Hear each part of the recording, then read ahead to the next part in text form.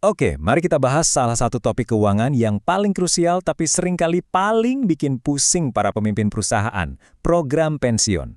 Anggap saja ini bukan sekedar tunjangan karyawan biasa ya. Ini adalah sebuah komitmen finansial strategis yang dampaknya, wah, besar sekali. Coba, saya mau tanya, pernahkah Anda berpikir, apa sih sebenarnya salah satu kewajiban finansial terbesar dan paling sering salah dimengerti di perusahaan Anda? Jawabannya itu seringkali tersembunyi, nyempil di laporan keuangan. Ya, betul, janji pensiun itu sendiri. Yuk, kita bedah kenapa ini penting banget buat Anda tahu. Ini nih dia peta perjalanan kita. Pertama, kita pahami dulu apa itu janji pensiun. Lalu kita intip bola kristal aktuaris yang menghitung semuanya. Setelah itu, kita bedah bedanya biaya dan pendanaan. Lalu gimana kita mengukur ulang risiko. Dan yang terpenting, gimana akhirnya semua ini muncul di neraca perusahaan. Oke, kita mulai dari dasarnya dulu. Program pensiun itu pada intinya adalah sebuah janji. Dan ini bukan janji biasa loh. Ini adalah janji jangka panjang dari perusahaan ke karyawannya, sebuah komitmen untuk masa depan mereka. Nah, program pensiun itu ada dua rasa. Yang pertama, iuran pasti. Ini simple. Perusahaan store sejumlah uang, udah, kewajibannya selesai. Risiko investasi, semua ditanggung karyawan. Tapi, fokus kita hari ini adalah yang kedua, imbalan pasti. Di sini perusahaan bilang, tenang pensiunmu nanti dijamin sekian. Artinya apa? Semua resiko investasi, boom, pindah ke pundak perusahaan. Disinilah letak semua kerumitannya. Pertanyaannya kan, gimana caranya sebuah janji jangka panjang bisa diubah jadi angka konkret di laporan keuangan? Nah, disinilah kita butuh semacam peramal keuangan profesional. Mereka ini disebut aktuaris. Aktuaris ini bukan dukun ya. Mereka ini adalah ahli matematika dan statistik super canggih. Tugas mereka adalah melihat ke masa depan, menggunakan segala macam data dan model untuk memprediksi berapa sih total biaya dari janji pensiun yang kita buat hari ini. Dan lihat deh, ini bukan perhitungan sederhana. Mereka harus memproyeksikan semuanya, mulai dari tingkat kematian, seberapa sering karyawan keluar masuk, berapa kira-kira kenaikan gaji mereka di masa depan, sampai kapan mereka akan pensiun dini.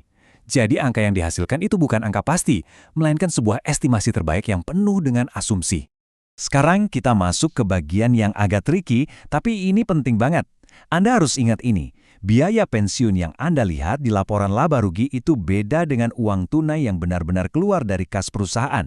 Keduanya berjalan di jalur yang berbeda. Nah, diagram ini ngebantu banget buat kita ngerti alurnya. Coba deh kita fokus ke sisi kiri dulu. Di sana ada dua aliran utama, biaya atau the cost, dan pendanaan atau the funding. Anggap aja ini dua keran air yang terpisah. Oke, kita mulai dari keran pertama, biaya. Katakanlah angkanya 9.000 euro. Angka ini murni angka akuntansi. Dia muncul di laporan laba rugi dan fungsinya cuma satu, mengurangi laba yang dilaporkan perusahaan. Jadi ini adalah biaya di atas kertas.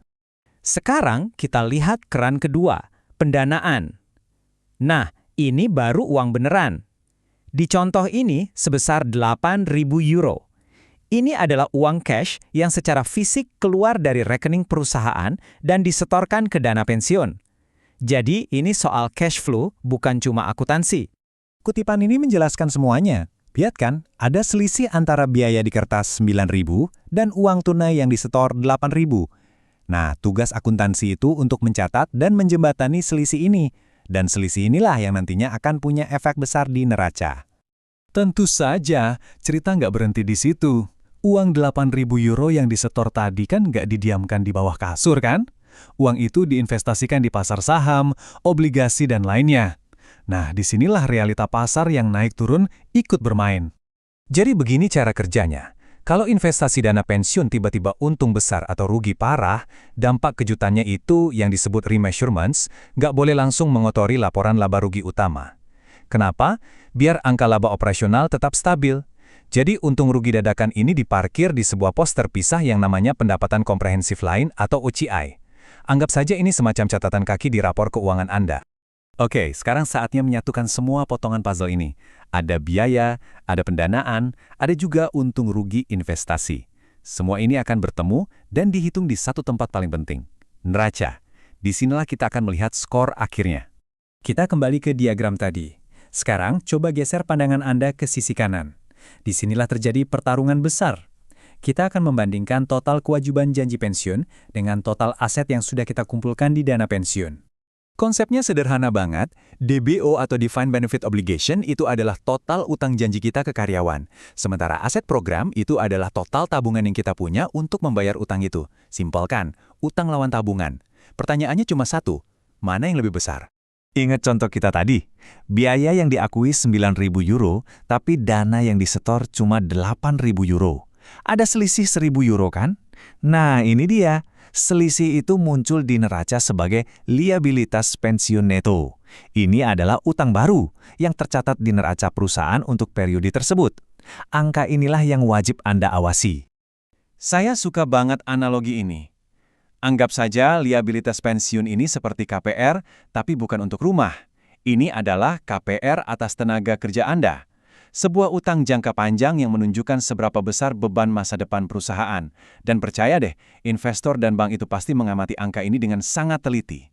Jadi intinya apa buat Anda sebagai eksekutif? Ini bukan lagi urusan personalia semata.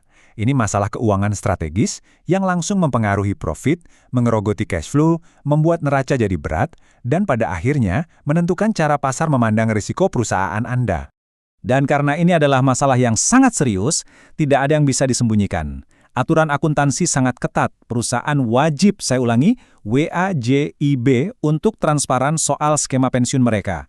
Asumsi apa yang dipakai, risikonya apa saja, semuanya harus dibuka di catatan atas laporan keuangan. Kita sudah membongkar semuanya dari A sampai Z. Jadi, pertanyaan terakhir dari saya untuk Anda.